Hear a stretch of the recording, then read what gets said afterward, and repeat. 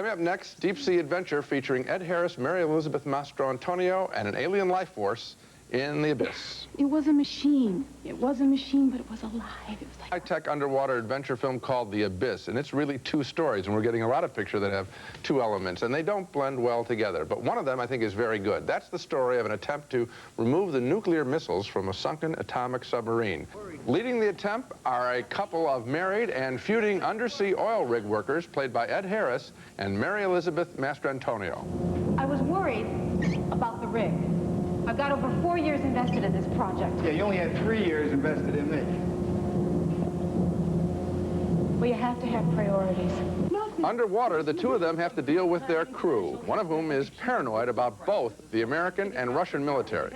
You know, we got Russian subs creeping around. Anything goes wrong down here, they can say whatever they want happen. Give the folks medals. Relax, will you? You're making the women nervous. Cute, Virgil. But he's not completely paranoid, as the couple finds out when an American officer attacks them in a mini-sub. Go to the right, swing to the right.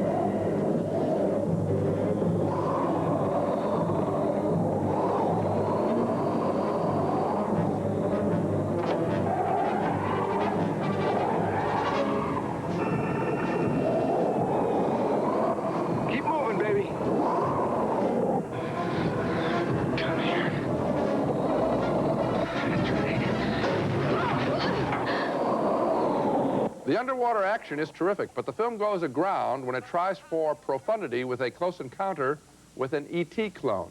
I seem to be having a problem here.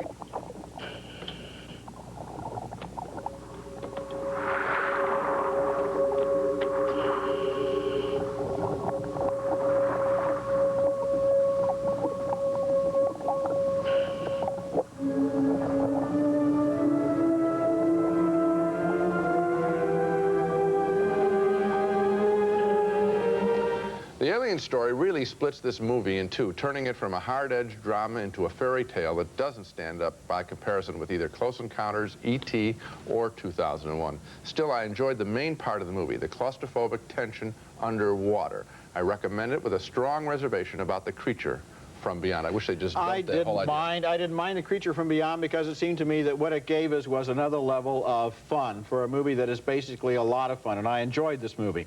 When you said it was two stories, I thought you were going to say that the other story was the relationship between Harris and Mastro-Antonio, whether or not they'll get back together again. Oh, that I know. But I enjoyed that when she's trying to talk him through his, you know, when he's going to have a panic attack when he's down at 40,000 feet. That part I liked. Deep he was. This movie has great special effects. Yes, it does. Convinced me that we were underwater. Yes, it did. And you could see what was happening. Oftentimes they try to fudge underwater movies by putting everything in a big cloud of sand or something so that you can't see that it's only models or something. This movie looked good, and I thought it was very exciting. I thought the ending, of course, cheap. I mean, we could have taken the last 5 minutes and just not had them. And didn't even look cheap. Yeah, I mean, like it was photographed on bad stock or something. The ending was not the best part of the movie, but I enjoyed it. Another thing I liked, it was produced by this woman, Gail Ann Hurd, who also made Aliens, which starred Sigourney Weaver. And it's the same idea, which is that the action character, the leader of the group, is a woman. And that provides a whole different dynamic for the whole crew that is interesting. It makes a lot of the cliches seem a little fresher. Yeah, but the problem is that the woman, at least in this case, I think, acts so macho that it gets a little corny. Well, if you were the boss of an undersea oil rig and you were a woman, wouldn't you act a little macho when you're down there? I probably would, but I'm watching it as a movie and I'm seeing it's a little bit out there. The problem for me is I say the alien stuff. Wouldn't you have liked the picture better if they hadn't had aliens down there and just spent more time with the rescue? I just think they just put in another element that was more fun. It doesn't. Ed Harris and Mary Elizabeth Mastro-Antonio play a strange couple who find themselves as part of a team of scientists, engineers, and military types trying to rescue a sunken nuclear submarine. This new scene adds to the combative nature of their relationship. Aren't you clever? Jesus, you're clever. You know, you should start your own talk show or something. Ask Dr. Bud. Advice to the lovelorn from 300 fathoms.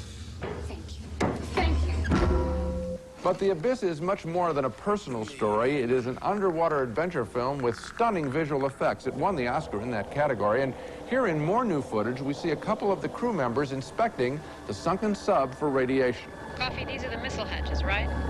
That's right. Looks like a couple of the hatches have sprung. Radiation's nominal. The warheads must still be intact. How many are there? 24 Trident missiles, 8 MIRVs per missile. It's 192 warheads, Cluffy. But the biggest change in the film occurs at the end, after Ed Harris encounters underwater aliens who have mastered control of water. In the new version, we see them warn the world to clean up its nuclear act. The aliens create a massive tidal wave that threatens to wipe out mankind. Okay, that's enough. I get the point. How do you know they're really gonna do it? Where do you get off passing judgment on us? You can't be sure. How do you know? In the director's cut of The Abyss, that sequence lasts 2.5 minutes and was cut for time in the original because it didn't test well. But frankly, I think the movie needs that explanation. It adds weight to now a nearly 3-hour film that at times is in danger of becoming more of a special effects exercise than a human story. The Abyss has been re-released in theaters in New York and Los Angeles, and now this new version has been placed on a fantastic new Laserdisc that is the first Laserdisc project of George Lucas's THX video division. It's as good a transfer as I've ever seen. I suggest you check it out because The Abyss has been improved. You know, Cameron said in interviews about this new version that when the first movie came out, it was his cut. They didn't force him to cut it, but he felt he wanted to concentrate on the relationship between Harris and Master Antonio instead of on what the aliens were doing down there. And I agree with you that this makes the movie seem more well-rounded. Yes. And it also puts back into the film a lot of very impressive special effects. Absolutely. And a vision of these people who live on our planet and share, you know, our seas with us, but have a totally different idea about what we're doing. Yeah, it was a real eye-opener to see it, and I enjoyed it. And again, if people aren't getting into Laserdisc technology, they're really missing something. This is spectacular to see at home. I was just knocked out. It's the best disc that I've really seen.